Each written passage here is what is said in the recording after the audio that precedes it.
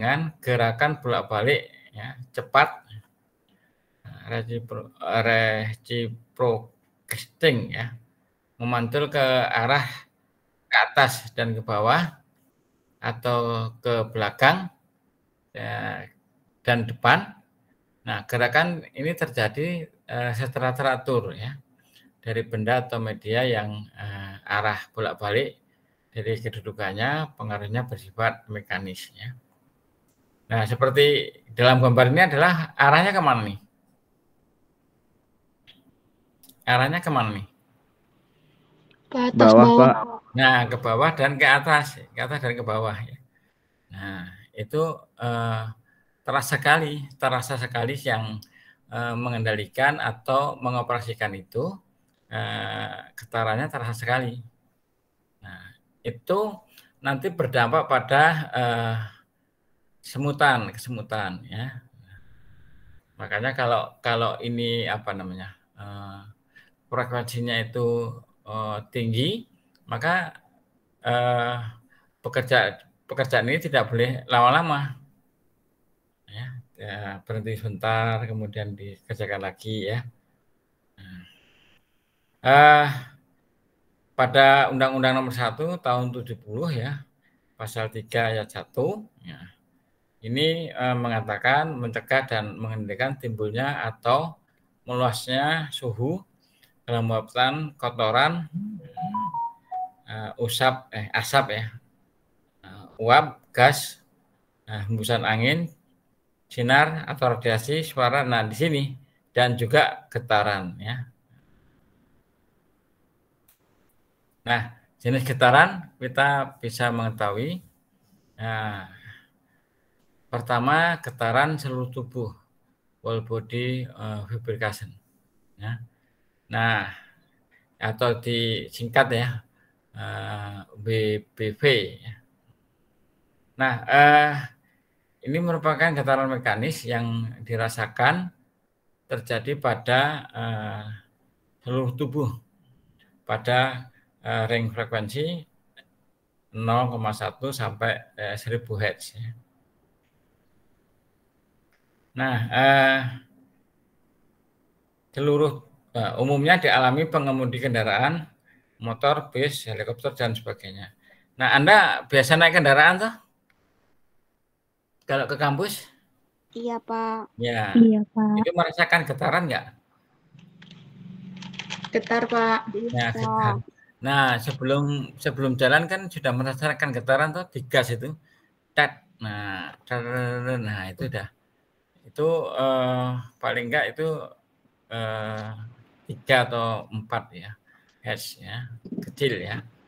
Tapi waktu berjalan itu semakin kencang getarannya. Belum lagi kalau Anda melewati jalanan yang penuh lubang ya. Itu getarannya ada ya. Jadi Anda sudah merasakan kan getaran? Jadi waktu kuliah sudah merasakan getaran.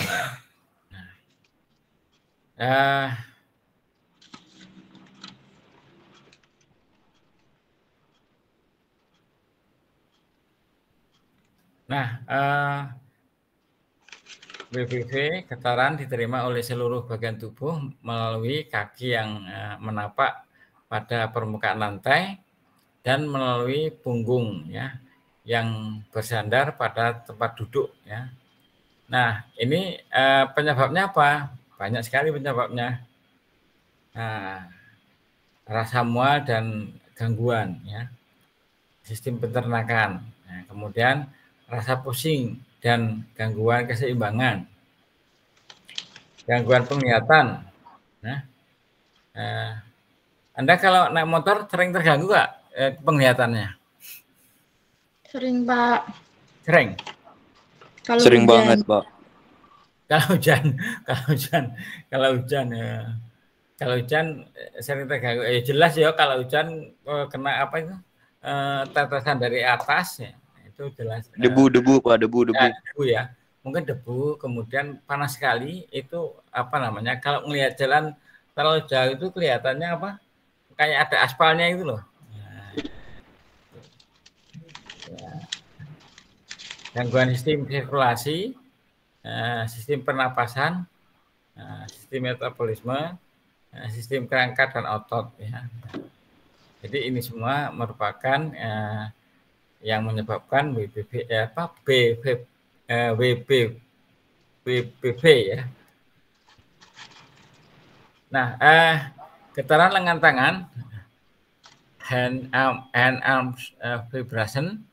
Nah, getaran ini merupakan getaran yang merambat melalui tangan akibat pemakaian peralatan ya, dan bergetar.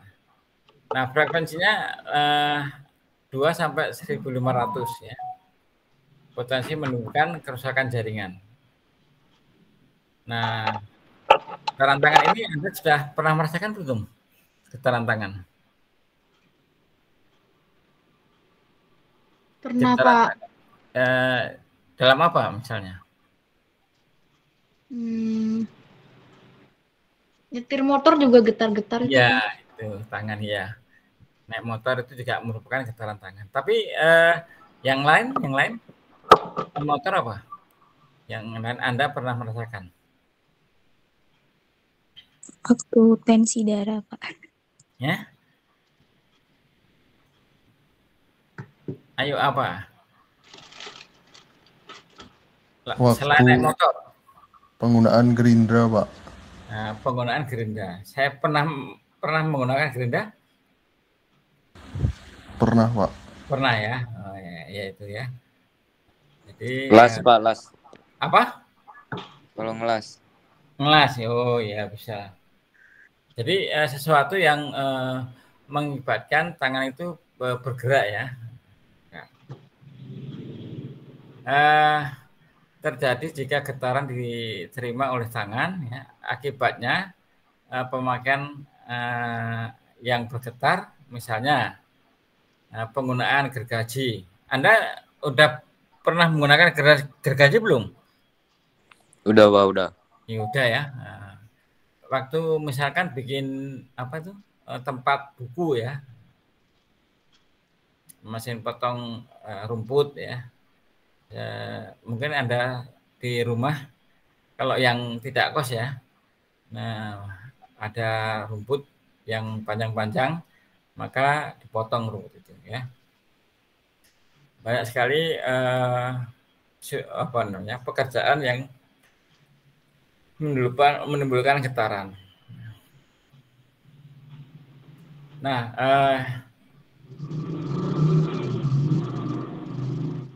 berisiko menyebabkan gangguan sistem sirkulasi darah pada telapak tangan ya.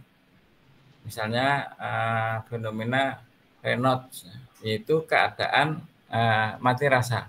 Nah, sekarang yang pernah merasakan mati rasa tangan siapa?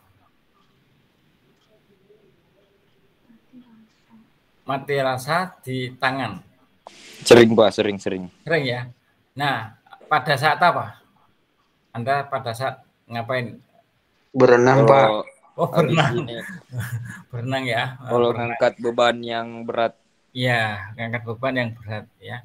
Nah, berenang itu bisa menjadikan rasa mati dalam tangan itu pertama diawali dengan mengusung beban yang berat ini biasanya. Nah, terus ya renang ya, kemudian mati rasa pada tangan ya. Nah, diawali dari gejala berupa pucat ujung jari dan bertambah parah ya jika berada pada lingkungan yang dingin ya. Nah, pernah Anda merasakan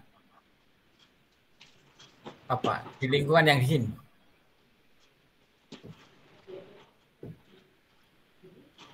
Pernah Anda merasakan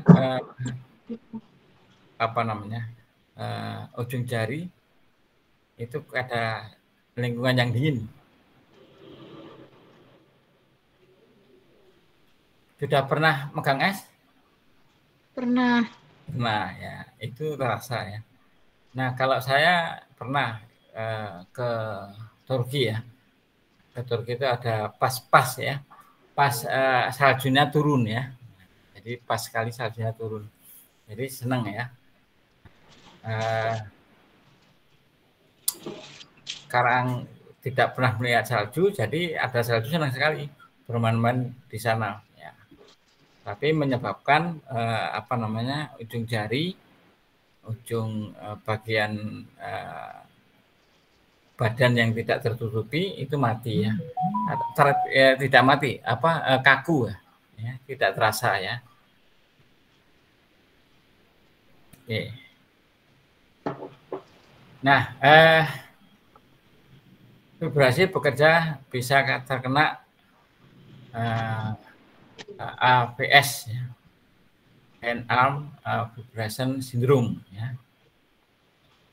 Siapa nih yang terkena ini ya? Nah, pekerja yang sehari-harinya menggunakan atau mengoperasikan peralatan ya, atau mesin yang ditimbulkan getaran berisiko besar ya. Nah, getaran itu berasal dari peralatan atau mesin ya, yang ditransmisikan pada tangan dan lengan pekerja. Jadi bila pekerja itu sering menggunakan alat-alat yang bergetar, maka bisa terkena AVS ya. Bila pekerja terpapar getaran, tolong itu di mute dulu ya. Itu ada suara krek di mute dulu ya. Ya. Nih, efek getaran dirasakan pekerja tergantung dari intensitas getaran ya. Besarnya getaran ya. Kemudian lamanya waktu getar. Nah, semakin lama pekerja menggunakan peralatan dan mesin, semakin cepat getarannya, maka semakin pula berisiko ya pekerja tersebut terkena hand arm vibration syndrome.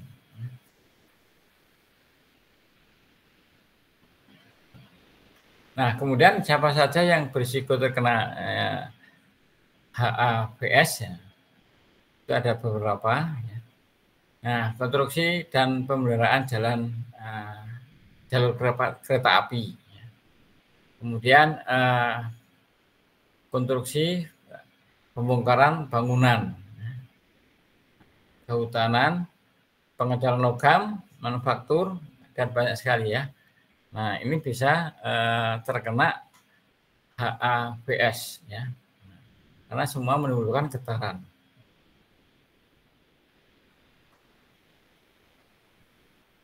Nah, sumber getaran ya. Nah, perkakas bergetar secara luas dalam industri logam, perakitan kapal. Nah, perakitan kapal itu juga banyak. Siapa pernah ke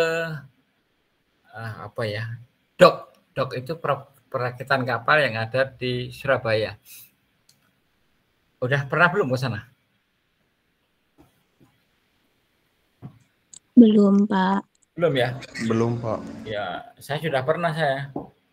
Jadi melihat langsung pembuatan kapal dan servis ya. Ternyata di sana itu buat kapal dengan servis itu untungnya banyak menservis.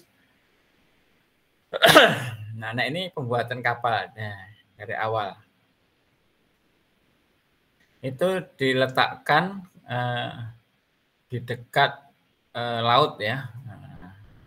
Dekat laut. Ya, setelah jadi itu tinggal mendorong ke laut ya. Ada yang ditanyakan mengenai pekerjaan kapal ini? Kalau bisa saya jawab.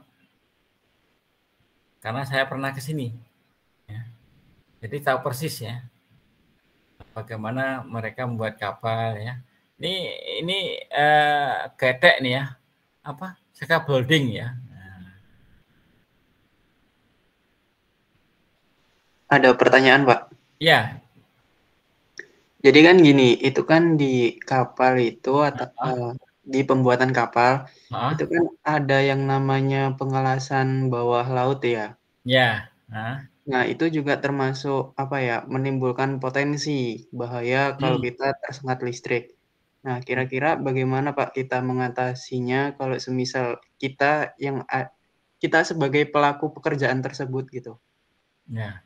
Nah, pertama kita harus ingat kalau mengelas itu harus pakai kacamata. Ya. Nah, saya pernah melihat di galangan kapal ini ada orang mengelas itu tanpa menggunakan perisai. Ya.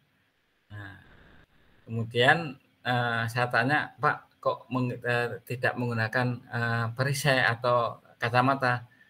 Jawabnya apa? Wah, sudah biasa, Mas. Nah, itu. Jadi memakai alat pelindung ya.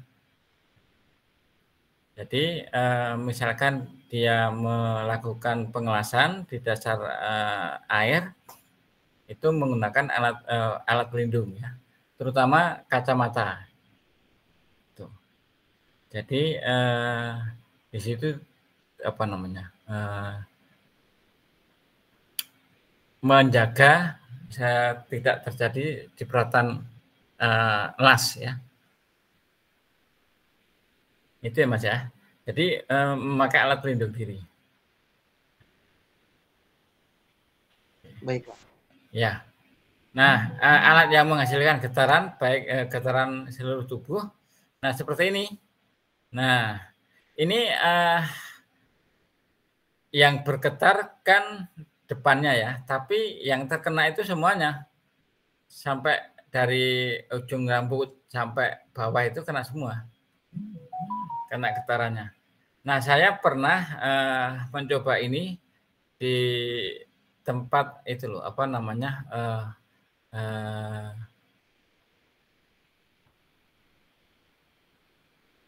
Dak, ya, tempat dak. Nah, itu menggunakan ini. Itu saya coba itu berat sekali ya. Nah, saya melihat yang biasa memakai itu kelihatan ringan ya. Mas, saya coba Mas. Nah, saya nyoba sebentar ya. Wah, getarannya seluruh tubuh kena ya. Paling enak itu kalau ada orang menggunakan ini, kita sebaiknya nyoba. Kalau kita nyoba itu hati-hati. Kalau enggak itu bisa lari-lari ini. Ya.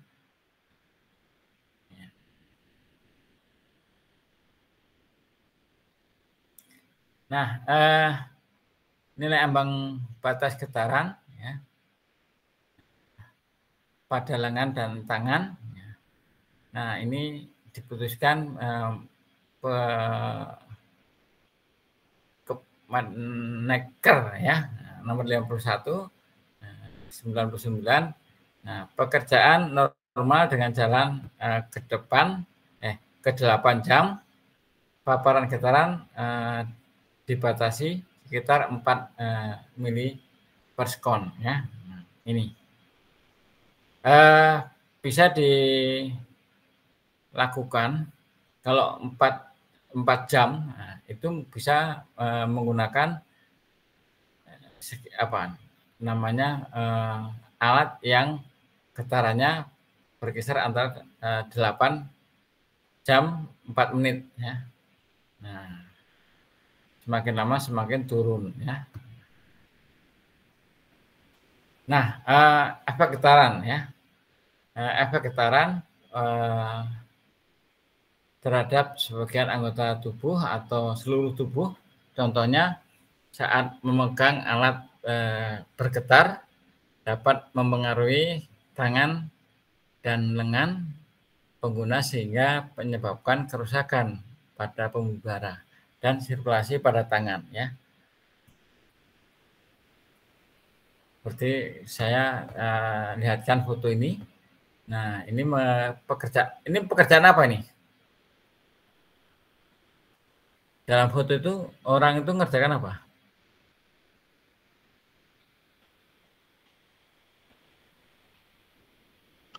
Memotong lempengan Pak pakai Ya, gerindra. itu bisa memotong, bisa ya. Nah, terus lagi apa? Selain memotong apa? Perkiraan. Menghaluskan ya. Nah, menghaluskan bisa itu, pakai itu bisa. Jadi karena tidak ada informasi, maka kita menebak itu memotong atau merapikan. Oke. Nah, getaran dapat dirasakan melalui lantai dan dinding oleh orang-orang sekitarnya. Nah, kalau ada getaran yang bergetar, kita jauh dari tempat getaran tersebut, tetapi masih satu lantai. Jadi masih kena getarannya ya. Nah, pengendalian getaran ya. Secara administratif itu bisa ya dengan cara merotasi pekerja. Tadinya itu memegang alat getar, kemudian dirotasi. Ya. Mungkin biasanya waktunya itu selang waktunya itu kalau selang waktunya 1 hari itu biasanya orang itu sudah menguasai pekerjaan yang dimaksud. Nah, baik itu menggerinda atau membubut atau mengebor ya, itu bisa semua. Jadi dirotasi setiap hari ya. Nah, mengurangi jam kerja ya. Biasanya jam kerjanya itu 4 jam dikurangi. Tapi dialihkan dengan pekerjaan yang lain ya. Nah, secara medis pemeriksaan kesehatan pendahuluan. Jadi kalau yang benar ya, yang benar kalau orang bekerja itu diperiksa. Nah, ini sehat, ini kondisinya sehat betul. Ya, kemudian bekerja. Nah, kemudian ada pemeriksaan kesehatan berkala. Nah, misalkan dilakukan 3 bulan sekali ya, atau 2 bulan sekali ya, tergantung dari tipe pekerjaannya. Kalau tipe pekerjaannya ringan, tidak berat, maka bisa dilakukan 3 bulan sekali. Kalau berat, mungkin sebulan sekali. Alat pelindung diri, ini menggunakan sarung tangan dengan peredam getaran, ya. Alas kaki yang elastis. Nah, harus pakai alas kaki. Karena bergetar itu semuanya, semua anggota tubuh bergetar. Sehingga perlu alas kaki ya. Yang elastis tentunya. Nah, bising ya. Nah, kebisingan adalah suara yang tidak dikehendaki oleh dikehendaki yang bersumber dari alat-alat proses produksi atau alat-alat kerja pada tingkat tertentu ya, menimbulkan gangguan pendengaran. Nilai ambang batas menurut Kemenaker sebagaimana persyaratan kesehatan lingkungan adalah 85 desibel ya, untuk paparan 8 jam kerja. Ya. Kalau suaranya bising seperti pesawat, kira-kira itu boleh nggak orang bekerja 8 jam? Tidak, Pak. Tidak ya. Nah, Anda sudah pernah mendengar suara pesawat pada waktu mau terbang misalkan? Kalau kita mau naik itu loh. Nah, itu kan suaranya keras. Nah, sudah pernah naik pesawat? Alhamdulillah belum, Pak. Belum. Alhamdulillah belum. Yang rumahnya jauh dari Jogja ya? Palembang atau mana gitu? Atau di Makassar gitu? Pasti naik pesawat. Siapa yang pernah? Yuk. Belum semua? Pernah, Pak. Ya, itu suara keras pada waktu Anda mau naik dan turun ya. Itu. Iya, Pak. Ya, itu Anda merasakan ya? Merasakan. Kuping Anda ditutup enggak? Enggak, Pak. Ya, kadang-kadang ada apa namanya? Kuat. Kuat suaranya, kuat sekali itu. Ditutup dengan apa itu? Dengan head seperti kalau kita mendengar radio itu loh. Ya.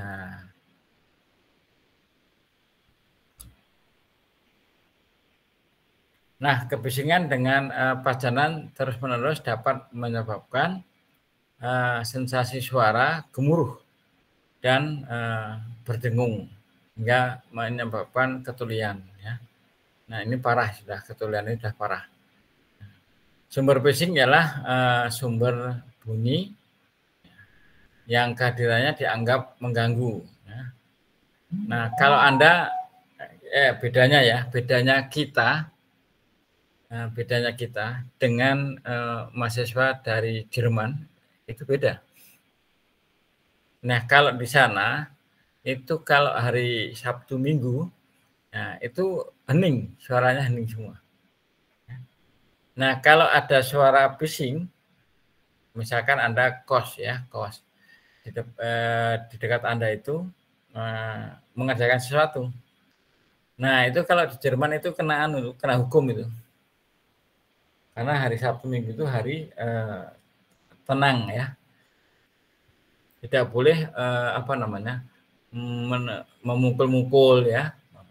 Nggak boleh. Memukul-mukul itu memukul dengan paku ya. Nggak boleh. Itu bedanya. Terus menjemur. Ya. Menjemur dengan kelihatan itu bisa kena marah sama aparat. Ya. Jadi sana itu sekali ya, sangat diperhatikan itu. Jadi kalau kita itu berada di negara yang punya aturan seperti itu, kita harus mengikuti. Ya.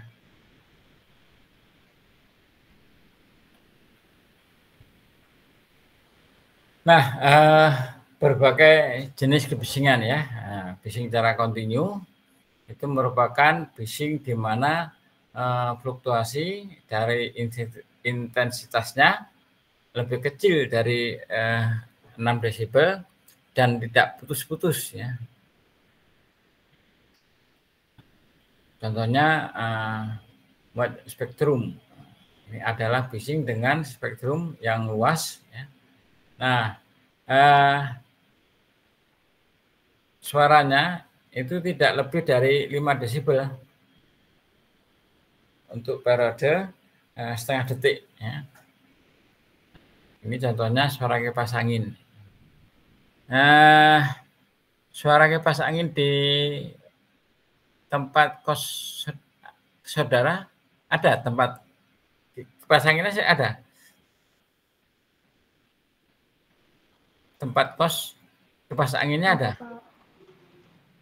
Ada, Pak. Ada ya. Anda waktu kipas angin itu menyala dengar nggak? Dengar, Pak. Ya, Iya, dengarnya keras dengar. atau biasa? Biasa aja sih, Pak. Ya, Nggak biasa. terlalu gitu. Jadi lebih kecil dari 5 desibel ya. Tapi ada yang bising itu. Artinya kipasnya sedang rusak ya. Itu lebih dari 5 desibel itu. Kemudian noroh spektrum ya. Bising ini juga relatif tetap, akan tetapi hanya mempunyai frekuensi tertentu ya. Ada 500, 1000, 4000 misalnya. Misalnya gergaji sirkuler ya. katup gas. Ya. Itu suaranya sekitar 500, mungkin antara 500 sampai 4.000. Nah, ini adalah misalnya pesawat itu 140. Ya. Itu jet ya, jenis pesawat jet. Nah, kemudian yang 130 itu apa namanya, semacam bor ya dan sebagainya ya. Nah, bising intermittent itu yaitu bising yang berlangsung secara tidak terus-menerus, melainkan pada periode relatif tenang ya. Misalnya lalu lintas ya. Kalau kita rumahnya dekat apa namanya jalan raya, nah itu terdengar itu. Ada kos-kosannya yang dekat jalan raya.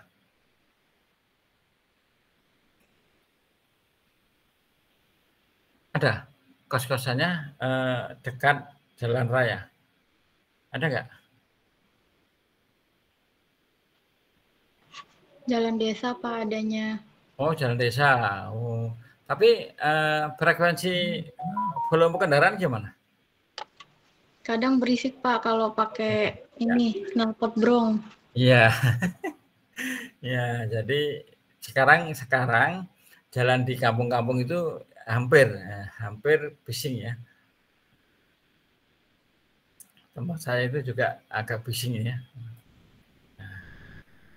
Kemudian ini bising impulsif ya, yaitu bising yang memiliki perubahan intensitas kurang dari 40 desibel dalam waktu cepat, biasanya mengejutkan ya. Ini contohnya tembakan suara ledakan ya, atau mercon. Ya. Sudah pernah mendengar mercon? Udah Pak. Udah. Kalau sekarang jarang ya? Iya Pak. Nah, kalau dulu ya hampir. Ya. Kalau dulu tuh saya waktu kecil itu ya setiap apa itu ya? Setiap puasa apa ya? Nah, suara meriam ya. Nah, bising impulsif continue. Nah, sama dengan bising impulsif, hanya kebisingan ini terjadi berulang-ulang ya. Misalkan mesin tempa, ya. Mendengarkan orang menempa ya, membuat benda ya, dari apa namanya. Biasanya seperti membuat apa namanya itu loh, keris. Ya. Itu ditempa dulu ya, membuat senjata.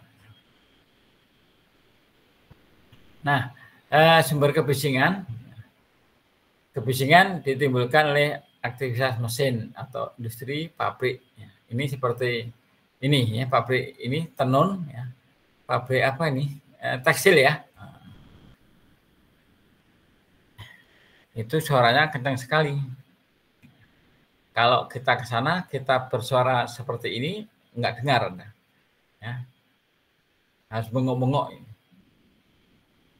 Vibrasi kebisingan yang ditimbulkan akibat getaran yang muncul karena gesekan. Ya. Karena apa namanya, perpaduan mesin. Ya. Pergerakan udara, gas, dan cair. Ini kebisingan ditimbulkan akibat gerakan udara, gas ya, dan cairan.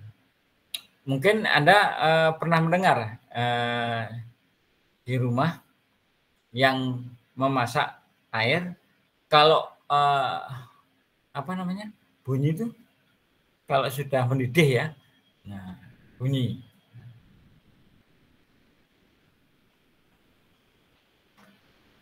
Kemudian jet, kemudian bom dan lain sebagainya ya. Nah, efek gangguan kebisingan gangguan fisiologis, contohnya meningkatkan tekanan darah ya. Nanti dapat menyebabkan gangguan sensorik. Ini bisa diuji dengan menggunakan alat untuk melihat tekanan darah Anda ya. Gangguan psikologis. Nah, rasa tidak nyaman selama bekerja muncul karena adanya kebisingan ya. Anda tidak nyaman saja kalau ada suara-suara bising ya. Apalagi yang tidak terbiasa ya, tidak terbiasa dengan kebisingan.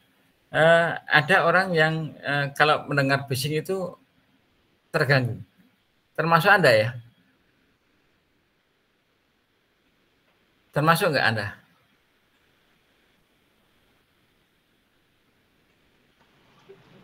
Iya, Pak. Iya, Anda termasuk gangguan psikologis ya. Nah, kalau gangguan komunikasi itu adalah salah paham ya. Nah, biasa kita banyak teman ya, semuanya ngomong-ngomong rame, terus kita ngomong sama teman, nanti ke rumah, dia nggak dengar, dengarnya cuma rumah. Ya. Nah, terus Anda nunggu kok belum datang ya, kok di bel, loh kamu kok nggak datang ke rumah saya, loh apa jenengan janjian sebenarnya. Ya tadi di waktu teman-teman banyak itu saya mengajak Anda datang ke rumah. Salah paham ya. Gangguan pendengaran, terlalu banyak mendengar kebisingan bisa menyebabkan berkurangnya fungsi pendengaran ya. Bahkan ketulian permanen. Ada yang senang pakai mendengarkan lagu pakai headset, ada? Ada, Pak. Nah, itu kalau Anda teruskan itu bisa bahaya. Ya, bisa bahaya itu. Karena itu kan ada gelombangnya. Saya sekarang tidak sering pakai headset ya, karena mengganggu itu. Ya. Kan ada kalau misalkan kuliah pakai Zoom, nah, itu sering kupingnya ditutupi semua. Kalau sebentar itu nggak apa-apa. Kalau lama-kelamaan pakai itu terus, nah gelombang itu masuk di telinga kita. Itu hati-hati ya. Nah, Ya, Pak. Anda kalau bisa mendengar biasa, biasa saja, normal atau tidak pakai alat bantu ya. Ada yang pakai mendengarkan itu pakai alat bantu, mahal ya. Satu alat bantu itu dua itu harganya 180 juta. Dipakai di telinga, dimasukkan di telinga. Karena kalau tidak pakai itu nggak bisa dengar. Nah, kalau sudah bisa dengar ya lebih baik jangan memasang alat di tempat telinga. Ya, oke. Nanti kalau nggak nyampe waktunya Anda baca sendiri ya, yang lain.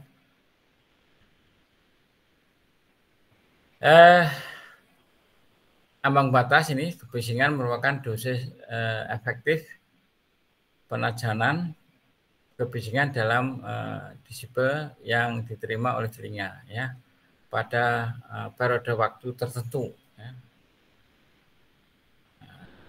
Misalnya ini waktu pajanan per hari ya, 8 jam itu bisa diterima apabila tingkat desibelnya 85 ya. Kemudian apabila seseorang terpajan bising di tempat kerja tanpa menggunakan alat pelindung telinga ya selama 8 jam per hari. Maka NAB pajanan bising yang boleh diterima oleh pekerja adalah 85 desibel ya.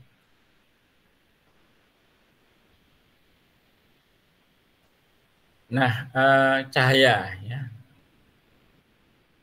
Pencahayaan di tempat kerja ya. Nah, menurut Kemenkes nomor 1405 tahun 2002, nah pencahayaan adalah jumlah penyinaran pada suatu bidang kerja yang diperlukan untuk melaksanakan kegiatan secara efektif. Pencahayaan merupakan salah satu faktor yang mendapat keadaan lingkungan yang aman dan nyaman, berkaitan erat dengan produktivitas. Cahaya itu kalau bagus adalah cahaya alami. Kalau menggunakan lampu itu misalnya alaminya sudah kurang, ya, maka digunakan lampu. Seperti pada waktu malam hari, ya. Kalau pada siang hari rumah atau tempat kos itu pakai lampu, nah, maka cahaya alami itu kurang. Sekarang saya tanyakan, di tempat kos Anda itu cahaya alami bisa masuk enggak? Masuk, Pak. Masuk ya. Ya. Misalkan Anda belajar jam 4:30 pagi itu masih pakai alami atau buatan? Buatan. Buatan ya. Nah, pakai alami jam berapa Anda sudah? Siang. Jam 7, Pak. Jam berapa? Siang jam berapa? Jam berapa? Jam 1, Pak. Wah, siang sekali tuh. Jam 1. Misalkan jam 6. Jam 6 sudah matahari sudah menyinari ya. Dalam waktu bukan sekarang. Kalau sekarang kan waktu hujan. Ya tanyakan itu misalkan waktu panas itu. Anda menggunakan alami itu mulai jam berapa? Sekitar jam 7 sih, Pak. Jam 7? Iya, Pak. Iya, jam 7 ya. Nah, itu udah agak siang ya jam 7 itu. Kalau bisa jam 6 itu sudah mendapat cahaya alam ya. Itu bagus ya. Nah, sumber cahaya alami ya itu dari matahari ya.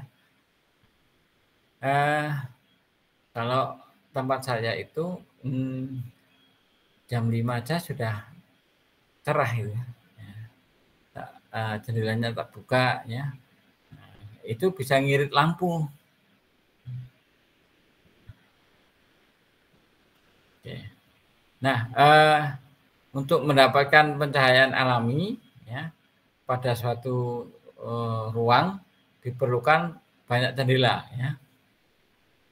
Ataupun dinding kaca sekurang-kurangnya 1/6 dari luas lantai. Misalkan lantai Anda kosnya ukurannya berapa?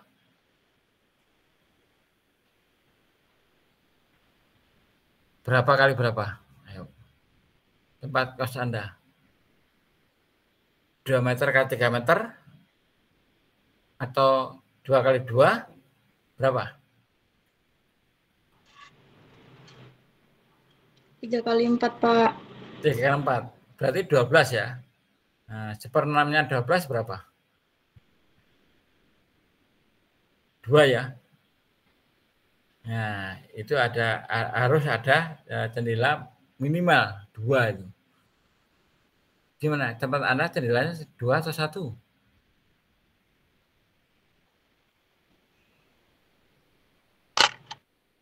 Satu doang, Pak.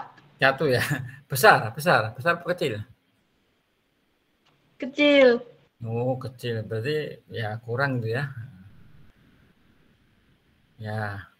Nah, kalau kita sudah tahu ini, kita membuat rumah, misalkan buat rumah sudah tahu ya. Oke. Nah, mengapa penerangan yang baik di tempat kerja sangat penting ya? Nah, ini gambarnya itu seperti ini. Cahayanya bisa masuk dari luar, masuk ke dalam, seperti ini. Jadi itu bisa meningkatkan produktivitas ya. Nah, kalau orang bekerja itu bisa meningkat produktivitasnya ya. Nah, penerangan yang memungkinkan tenaga kerja melihat pekerjaan dengan teliti ya. Membantu menciptakan lingkungan kerja yang aman dan nyaman ya. Gimana kita bisa aman dan nyaman? Cahayanya itu redup ya. Lampu yang terpasang di kos Anda berapa watt? Siapa? Berapa watt? Tahu? 22, Pak. Berapa? 22. 22 watt. Itu pakai lampu yang apa itu? 22 tapi nyalanya bisa lebih, misalkan 60 misalkan. Iya, Pak. Ya. Itu dari kosnya. Dari Bapak kosnya. Iya, Kemudian, Pak. Fasilitas. Kamu tinggal pakai ya. Alhamdulillah, Pak. Nah, sekarang 22 itu menurut kamu untuk membaca bagaimana? Gimana, Pak? Menurut kamu 22 watt ya, kamu membaca tulisan itu bagaimana? Jelas? Agak jelas? Terang sih, Pak. Terang? Iya. Ya. Di mata mengibatkan lelah mata? Enggak, Pak. Enggak ya? Ya bagus ya gitu. Jadi yang apa ya, yang punya kos itu tahu ya. Tapi ada yang punya kos itu kadang ngasih lampu ya seadanya.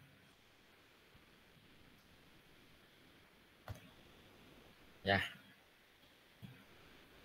Nah, faktor-faktor yang mempengaruhi penerangan tempat kerja ya. Nah, ukuran ruang-ruangan yang luas lebih efisien dan pemanfaatan cahaya daripada ruang sempit ya. Jelas gitu ya. Area yang lebar itu kelihatan luas ya, kelihatan terang. Kalau penerangannya itu masuk dari beberapa arah jendela ya, dapat membedakan ukuran bahan ya, kemudian tidak menimbulkan silau atau luminasi ya. Jadi bekerja tetap ya, tetap terang tapi tidak silau. Ya. Kalau kos Anda kelihatan silau enggak? Kalau ada matahari sudah mulai muncul itu. Silau, Pak. Silau ya. Itu menghadap ke mana? Langsung ke mata, Pak. Soalnya Soalnya apa? Ke mata. Soalnya apa ya? Dia tuh nggak pakai ada kaca kotak gitu loh, Pak, di antara genteng. Jadi kalau pagi langsung menyerang mata. Iya. Nah, itu harus ya kita melindungi sendiri. Itu tempat kos kamu menghadapnya kemana?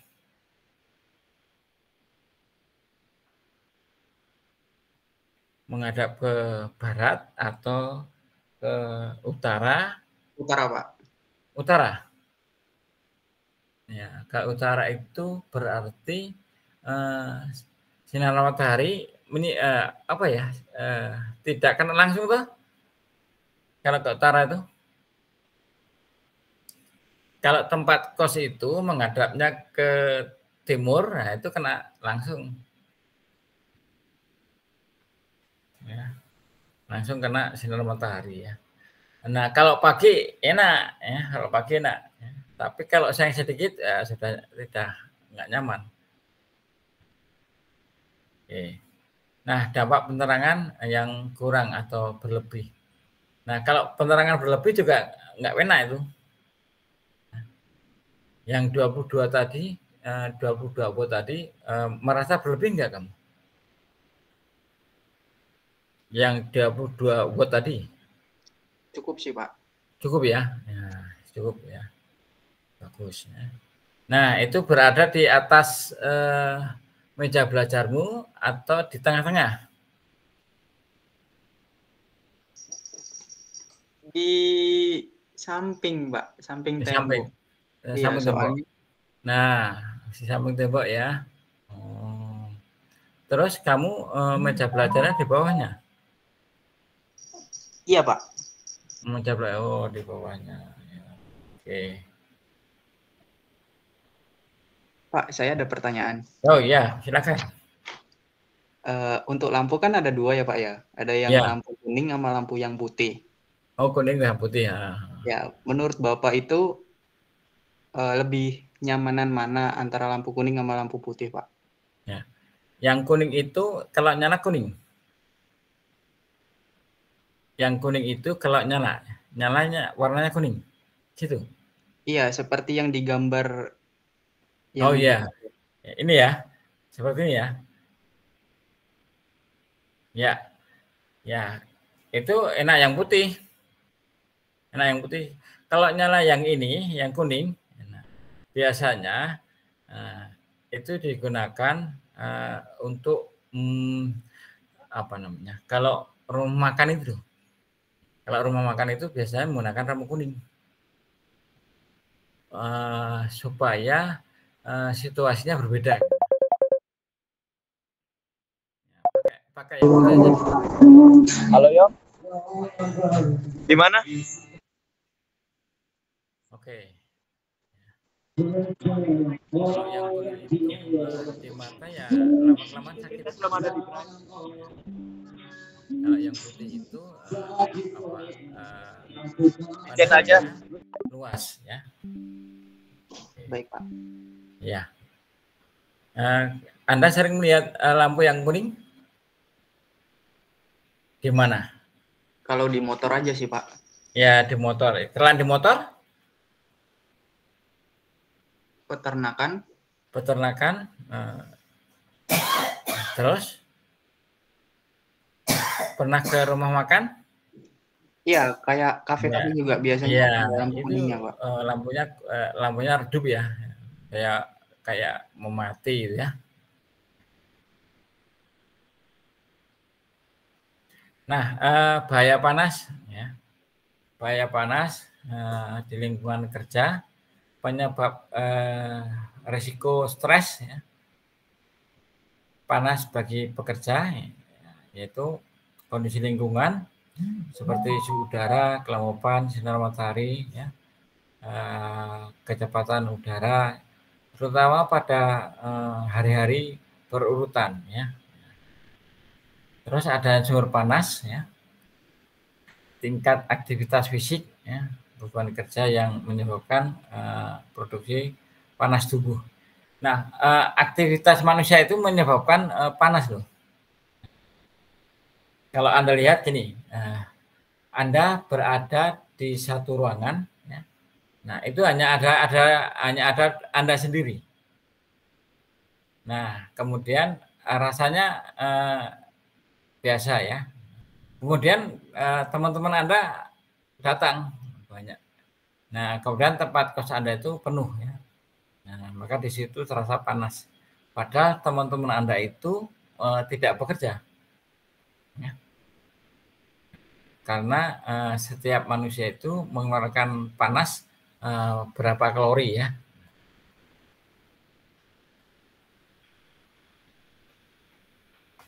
Nah, ini dibaca sendiri yang ini. Mengapa bekerja di area panas dapat meningkatkan potensi ya, terjadinya kecelakaan. Ya, jelas itu. Jadi waktu bekerja di lingkungan panas itu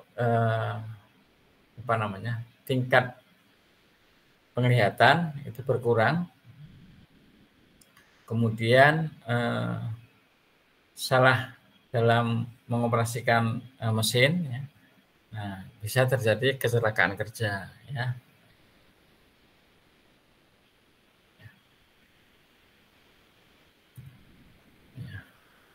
Nah, nanti ini dibaca sendiri ya. Baik, Pak. Ya, karena banyak nih. Nih, loh, banyak sekali toh. Oh. Nah, ya. Nah, banyak sekali. Oke. Nah, baik. Nanti PowerPoint saya berikan pada hari Kamis ya. Hari Kamis. Terus nanti kelas Anda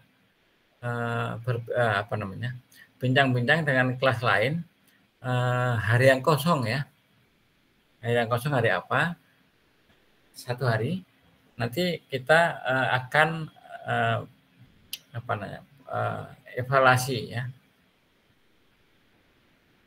Tadi kelas B tadi sudah saya beritahukan ya. Jadi nanti cari hari yang kosong ya. Nanti ketemu semuanya. Kemudian saya berikan bahan evaluasi untuk bab 9, 10, 11 ya.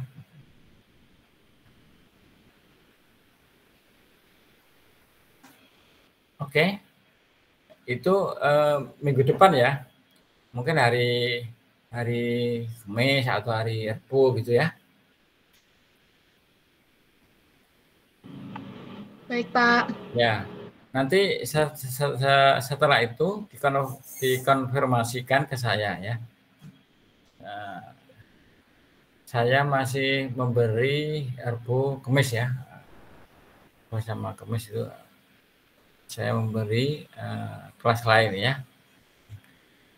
Sudah absen semua? Sudah, Pak. Sudah, Pak. Sudah. Yang kelas Merdeka sudah terbuka? Belum bisa dibuka, Pak. Loh, kok belum bisa?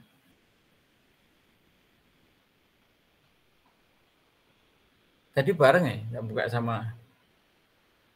Coba saya lihat lagi ya. Saya bukakan lagi ya. Yang untuk kelas Merdeka. Baik, Pak. Ya. Hari ini saya cukupkan sekian. Dan marilah kita akhiri dengan baca Alhamdulillah. Alhamdulillah ya Rabbil Alamin. Ya. Sebelum saya tutup, ada pertanyaan dulu? Ada, Pak. Ya. Jadi gini, Pak, saya mau izin bertanya. Sebelum kita melaksanakan UAS itu, nantinya kita akan melaksanakan pertemuan berapa kali lagi ya, Pak? Ini berapa? Ini tiga kali ya? Ini baru 3 kali ya? Iya, Pak. Ya, semuanya itu ada 8 kali ya. Ini baru 3 kali toh? Berarti masih 5 kali. Baik, Pak. Terima kasih. Ya. Nah, terus besok pertemuan bareng itu sekali ya. Ya. Oke. Saya kira di sini sampai di sini dulu pertemuan kita. Assalamualaikum warahmatullahi wabarakatuh. Waalaikumsalam warahmatullahi wabarakatuh. Terima kasih, Pak. Ya. Terima kasih, Pak. Ya. Selamat istirahat. Anda istirahat atau masih belajar? Masih belajar, Pak. Oh, masih belajar. Ya, Lanjut tugas ya? praktikum. Ya, banyak tugas ya? Banyak Iya, tugas. Pak. Oh, Iya. ya. Ya, Anda bergelut dulu dengan tugas ya. Nanti setelah semester ini berapa? Semester 3 ya? Iya, Pak. Ya, semester 3 itu tugasnya belum begitu banyak ya. Nanti kalau semester 5 itu, waduh, sudah banyak. Ya, tapi apa namanya, dikerjakan aja lah. Oke.